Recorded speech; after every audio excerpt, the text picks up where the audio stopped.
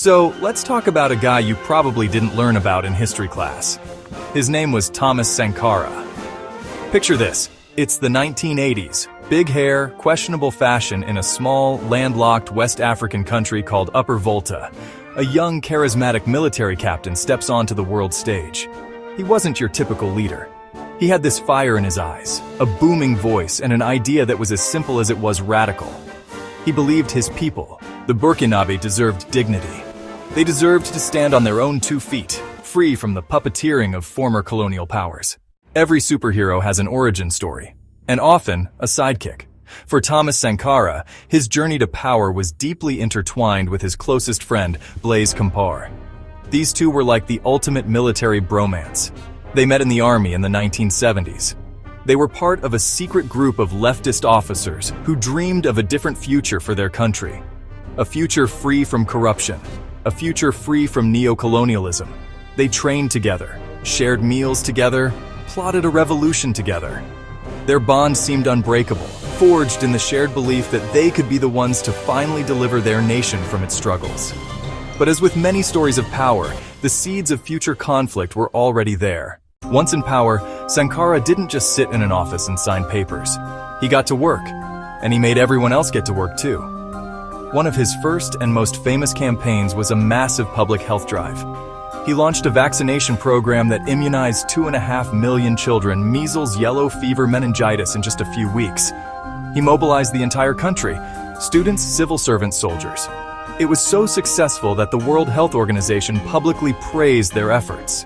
He launched a massive tree planting campaign to halt desertification and planted over 10 million trees across the Sahel. When you try to change the world often tries to change you back. Sankara's radical policies were celebrated by his people, but they made some very powerful people very nervous. First, there were the former colonial masters, France. For decades, France had maintained a cozy relationship with its former African colonies, Franc-Afrique. Sankara wasn't playing that game. He was openly critical of French influence. He encouraged other African leaders to do the same. Then there were his neighbors. Leaders like Félix Houphouët-Boigny saw Sankara as a dangerous upstart. Self-sufficiency, popular empowerment. Those ideas threatened neighboring regimes. And finally, pressure came from international financial institutions, the IMF, the World Bank. Sankara declared the debt of poor countries illegitimate and shouldn't be paid.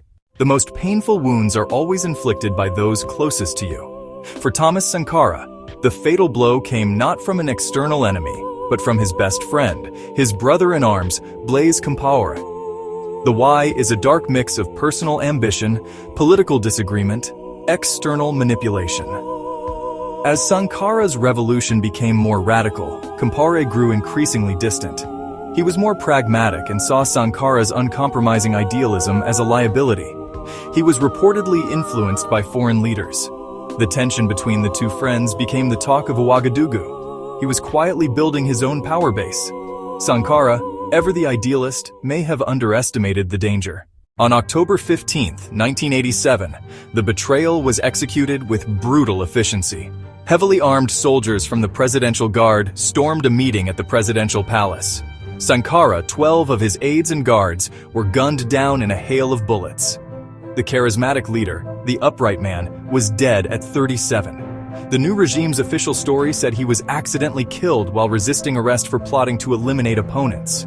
It was a transparent lie, a cover for assassination and a palace coup. The man who had launched a coup to save Sankara's life had now launched another to end it. Compaoré immediately took power, claiming he had to rectify the revolution gone astray. The dream of a self-sufficient, dignified Burkina Faso died with Sankara that day.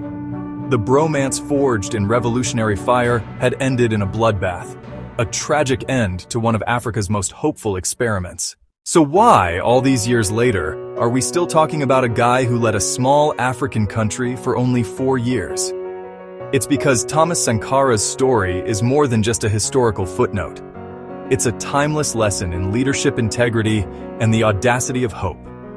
In a world still grappling with inequality, corruption, and the legacy of colonialism, his message resonates more powerfully than ever. The fall of Blaise Compaoré in 2014 was, in many ways, the final chapter of Sankara's story.